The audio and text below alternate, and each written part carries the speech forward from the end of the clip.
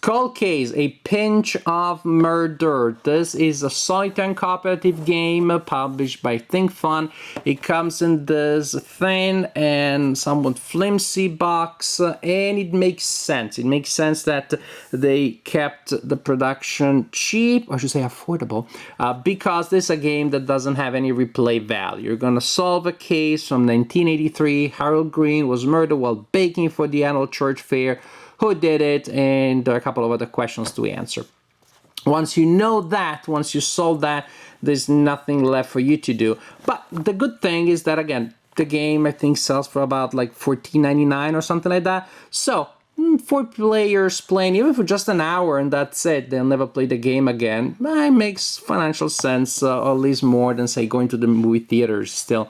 It's not too crazy or too expensive, especially considering that then you can sell it or trade it or passing to other friends, because the game doesn't have any legacy aspects, nothing get damaged or destroyed to solve the case. So to me, it's okay to have a game that is affordable and can be really enjoyed only once. So we have a cold case here. Inside the box you will find the materials that you will need to solve the case. The game really doesn't have any game mechanics. Is not like Chronicles of Crimes or Sherlock Holmes Consulting Detective, in which there are certain procedures to resolve certain actions. No, they're just items that you will look at, that you will read, that you will examine, and then when you think you have figured out who did what, why, and when, and all the other things, and just the facts, ma'am, then you can go online on the website of the publisher and you can enter the solution and you'll be told whether you were right or wrong. If you were wrong, you'll be given clues, otherwise you'll be congratulated. Now, one thing, to solve, when I tried to solve the case and I went online, the link that you find inside the box didn't work. It may be because there's an early copy, and so maybe that's a mistake, that's a glitch or a mistake that I will rectify. So I just wrote to the publisher and they sent me a different link, and that one works. So by the time you watch this video and you try the game, I hope that it will fix it. Otherwise, just write to Think Fun and they'll send you the link. And it was like really quick. It was, I don't know, 12 hours later or something, which is pretty quick. But it's also true that because I was playing solitaire, but if you were there with your family and they don't fix the link, that may be a problem, because, well, game night ends at that point pretty anticlimactic, and then the following day, oh yeah, we were right. Anyways, as for spoilers, because of course it's a game in which spoilers are important, I want to share some of the components, and this, I think it's important because this game, the general idea is pretty different. The way it has been designed, different from Cold Case, A Story to Die For, which I reviewed last week, and I had mixed feelings about it, basically because it felt like it was a short story printed in-game format, meaning most of what you did was reading reports that witnesses had, reading long reports about what witnesses have said. And so it didn't really feel a lot different than if I picked up a mystery book and just read it. Here you have a lot more interesting items to look at, items of different origin. They represent different things. You really have more of a sense that you are digging your hands into a folder full of interesting materials. There's a lot more looking at things and connecting non-obvious dots, as opposed to just working on verbal clues like you had in the other game. So on one hand, I can already tell you this, to me, changes the experience considerably and makes A Pinch of Murder an actual game about a mystery, as opposed to, like A Story to Die For was, pretty much a mystery short story printed in game format.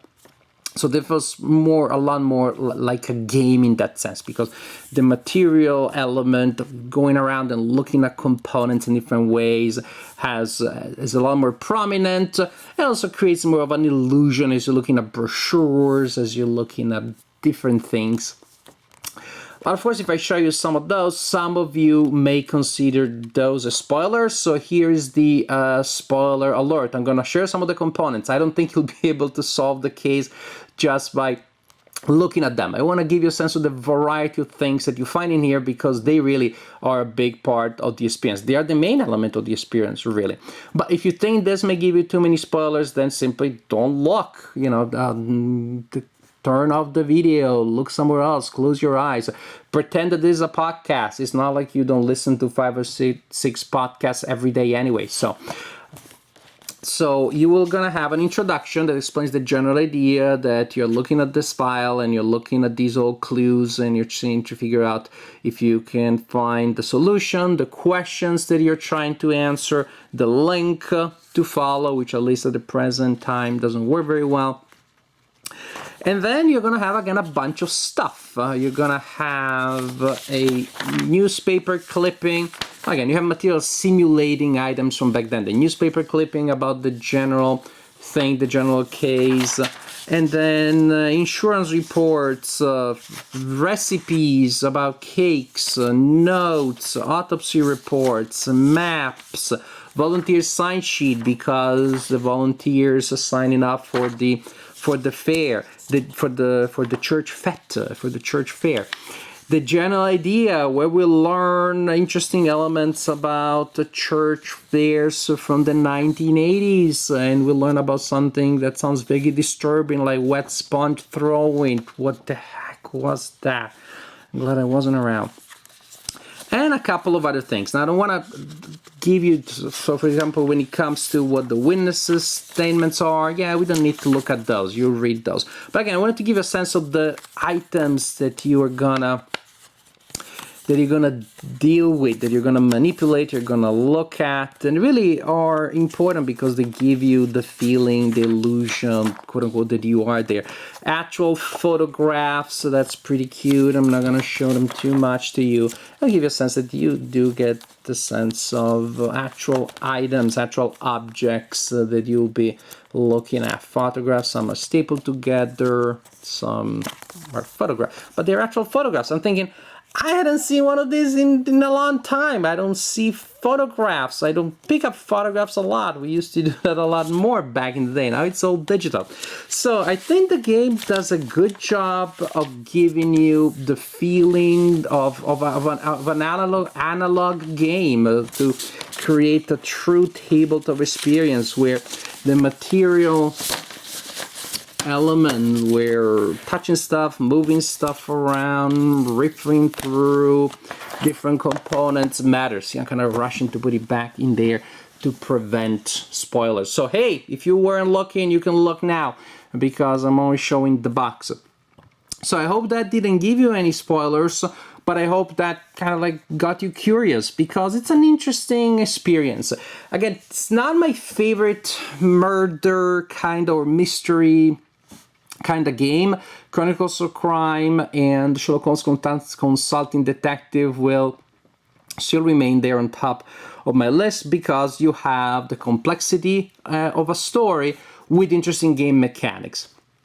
Here you don't have any game mechanics, so it really is a pure mystery. And maybe some of you will like it even better because you don't have to read any rules. So there is that advantage.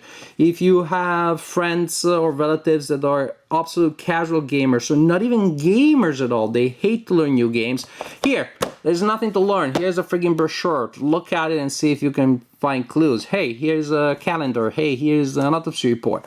So there is that advantage. It's definitely a game that can attract non-gamers, people that never played a single game, never will. They may play this game and not even realize they played a game because, again, no rules other than go online and type the solution. No rules, no mechanics. So it's not a game that will appeal to everybody. Again, for those of us who do like game mechanics, that may be seen as a weakness. I played a pinch of murder solitaire only.